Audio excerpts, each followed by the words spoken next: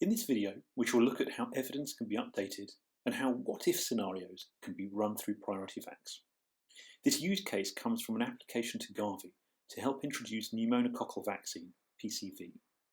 The application was made in 2011 and asked for the first preference of PCV13 and a second preference of PCV10. A choice facing many countries, especially those that are graduating Gavi, will be selecting between products.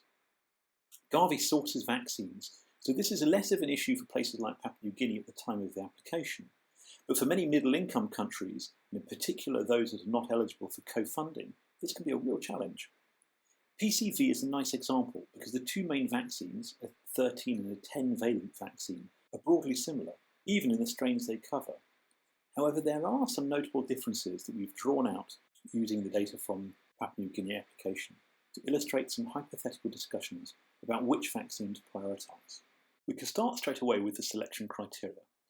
In this case, we have had to make up some relevant criteria based on the details that were included in the Papua New Guinea application.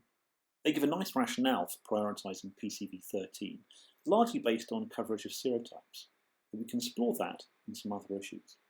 We've picked 4 criteria: the serotypes that are covered, the storage space requirements, because this has implications for cold storage capacity as well as local and national storage and transportation costs, the cost per dose, which in terms of an application to Gavi are almost incidental because the recipient funding is the same for both vaccines. But looking at sustainability, post-co-funding, this can become a bigger concern. And with PCV10, there is a tangential benefit of reduction in the risks of otitis media.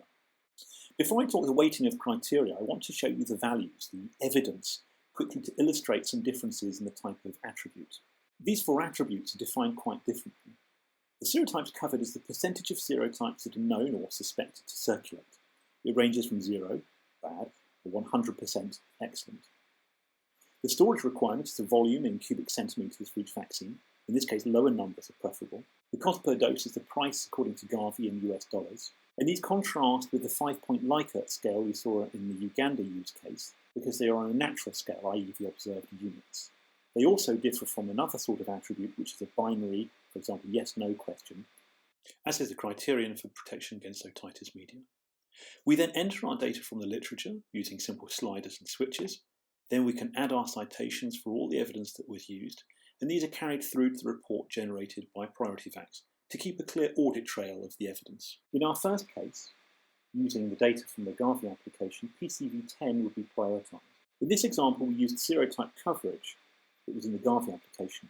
And at the time, this was the best available data. It wasn't actually from Papua New Guinea, but from a global study which reported serotypes for all of Oceania. However, at the time of the application, there was a randomised control trial ongoing, and it published figures a few years later. Because we can reconfigure the analysis, we can update the evidence to reflect the latest information. The overall number of serotypes found in Papua New Guinea was much higher than the global study had reported. Hence, the percentage of serotypes covered is lower for both PCV13 and PCV10. But PCV13 would cover about 15% more. Hence, it increased the value of that vaccine, given that serotype coverage accounts for about 50% of the weight. Consequently, the 2 vaccines are approximately equivalent. However, we can further update this, because in 2011 to 16 there was a second RCT. Once again, the serotypes covered was almost the same for the 2 PCV presentations. Given other factors, principally storage requirements, PCV10 is still preferred. The storage need is interesting because it has an implication for future expansion of the national immunisation programme. Shortly before this application, Papua New Guinea had expanded its capacity with assistance from Gavi. They had more than enough capacity for either of these 2 vaccines, but the requirements of the presentations are markedly different. And PCV13 would mean that there is less space in the system for future changes. An EPI manager, for example, might have a rather different sense of priorities. In this case, for example, putting storage over serotypes covered. Similarly, if we explore future scenarios, we might consider full costs rather than co-funding. You might note that we used a built-in weight, which is based on the order of the criteria. It biases weight to the first criterion, and the second and third, and so on. But you'll note the more criteria you have, the less weight each will be given, so they very quickly become incidental. So while we update the configuration, we can increase the cost per dose to reflect the 2018 prices reported by countries without Gavi support, and who sourced vaccines for themselves. The prices are quite similar for the PCV presentations. The PCV13 is a few dollars more per dose. The consequences are again that PCV10 is favoured. In this case, it costs less per dose, and that's the most important criterion. Second, it takes up less volume for storage, and that was our second attribute. We can see again from this priority vax can quickly illustrate the consequences of exploring uncertainty in the data.